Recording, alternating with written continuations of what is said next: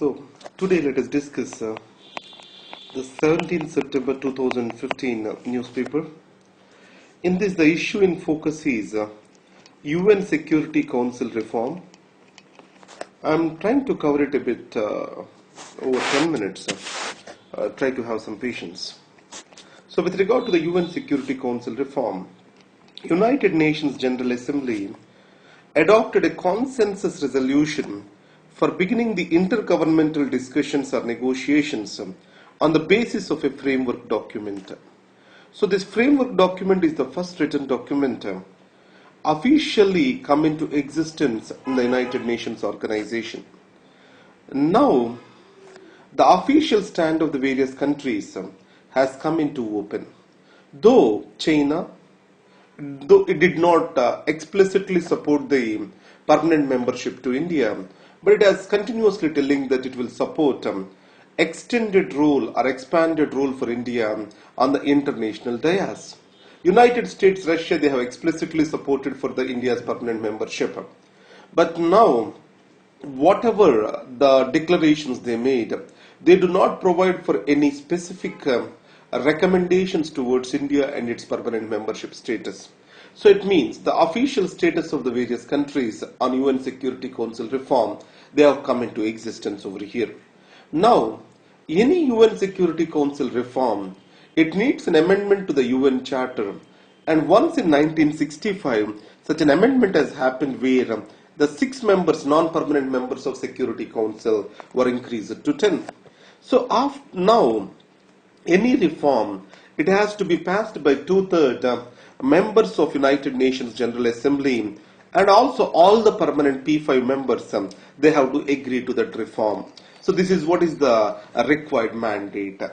Now, why do we need a reform for the United Nations General Assembly in the first place? Now, if you carefully observe that the UN General Assembly, United Nations was created to the post-World War II scenario. Now the situation has changed a lot, especially after the collapse of the Soviet Russia. Then the United Nations is not reflecting the changed dynamics, especially changing political power and economic power of the globe.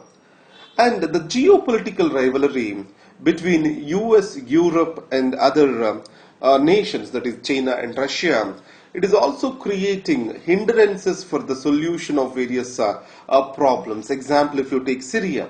Recently, if you remember, Ban Ki-moon, he himself has said that United Nations Security Council has failed Syria. And Africa, most of the United Nations work where it is focused has no representation in the United Nations Security Council. If you talk about Rwanda, now, United Nations Security Council, in the case of Rwanda and Iraq, it was highly criticized. So, it is making the conflict to erupt rather than to intervene at the right time. So, though the UN had an option to intervene in Rwanda, its failure to intervene has led the genocide to continue and continue.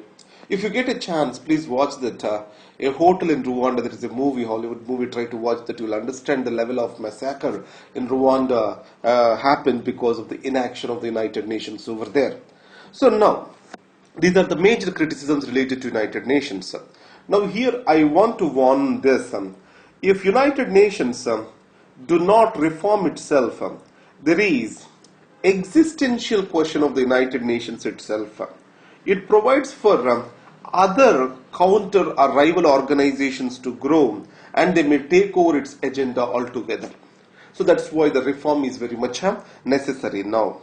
Now, in this context, how can India claim for a permanent membership to the United Nations?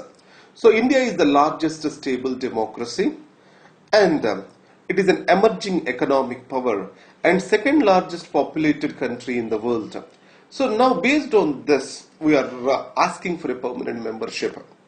And the second thing is, if you observe, what are the stands of different P5 members with regard to the UN Security Council members? Now, what the China said is, the time did not mature, or there is not an appropriate time to take up the UN Security Council reform. So, if time arises, It will support for a substantial reform of the UN Security Council that provides for a greater representation to the developing countries. And it even tried to oppose the move of, but it did not get the sufficient support in the General Assembly.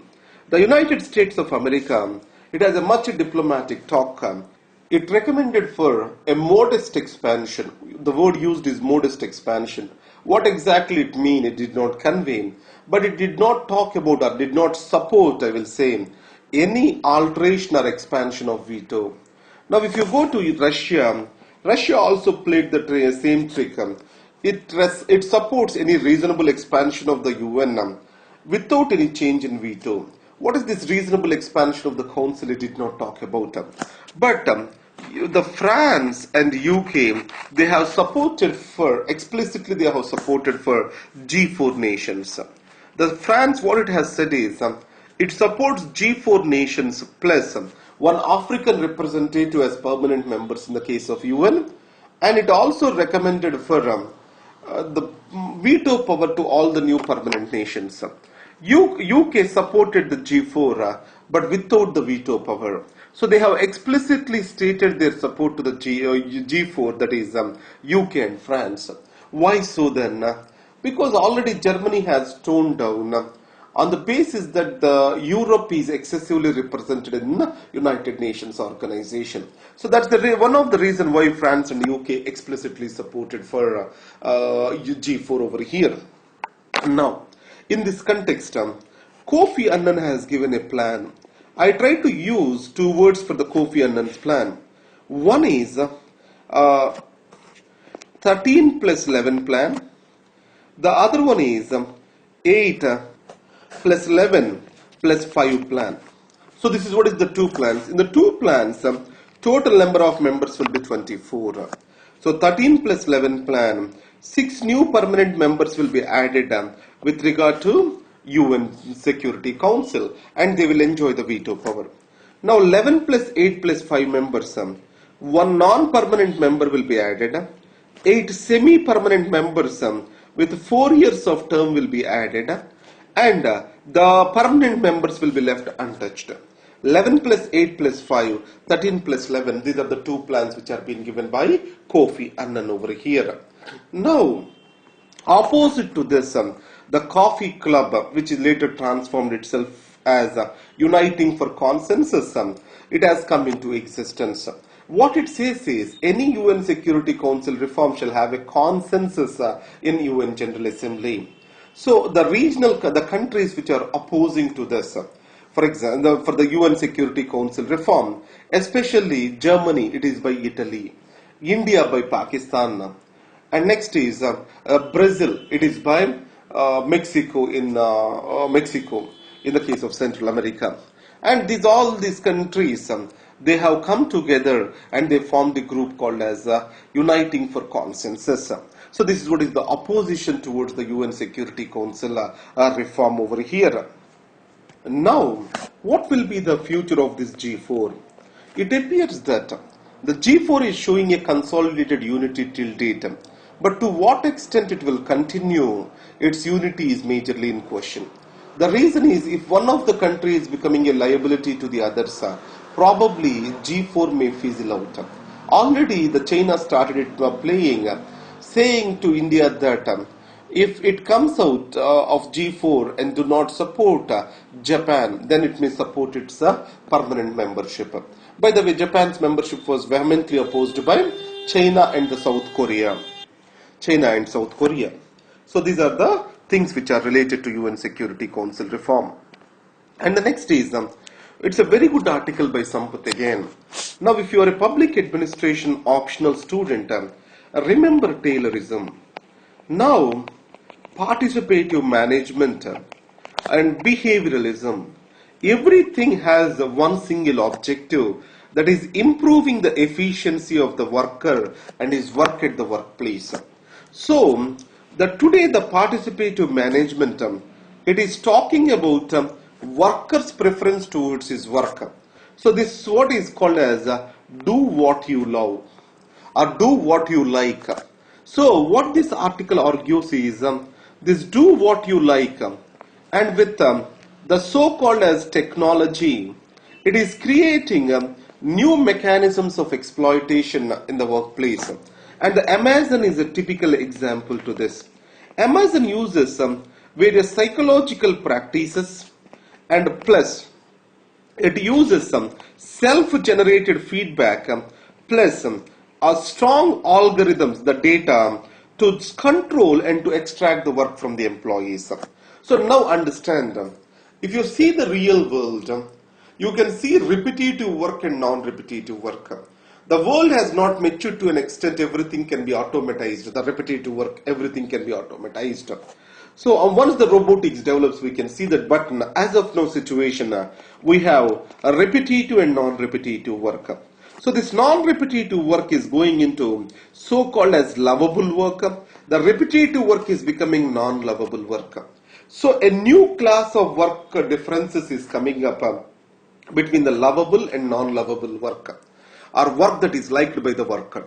Now, how can you measure one loves his work or not? So it is generally based on the output of the worker, or the how many hours he has spent and what he brought as an output. So it means a person who fails to perform, he will be sent out of the organization. So the output and also the number of hours spent in the office, these are becoming the measure for the lovable work.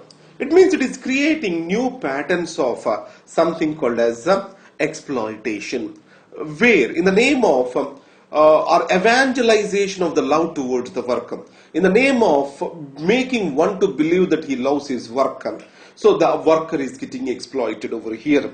On the other hand, with regard to the repetitive work, understand that a person's vision or love for his work, if it has to be completed, it has to be supported by the manufacturing sector, other individuals who are doing a day and night work to produce that output. If you take the Apple company, the research and non-repetitive work may be a lovable thing, but if the work is outsourced to China to produce an iPhone, then it becomes a routine repetitive work.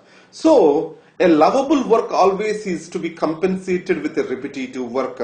So it means when a vision or goal is being established, it is actually the person who has found that, etc., his vision is being carried forward, and totally this repetitive work and outsourced work is neglected in this particular scenario. So the entire this phenomenon, or the making one to falsely believe that he loves his work, it is leading to something called dehumanization of the work, and also many social ill effects, where the personal gain, personal accomplishment is taking over other social accomplishments.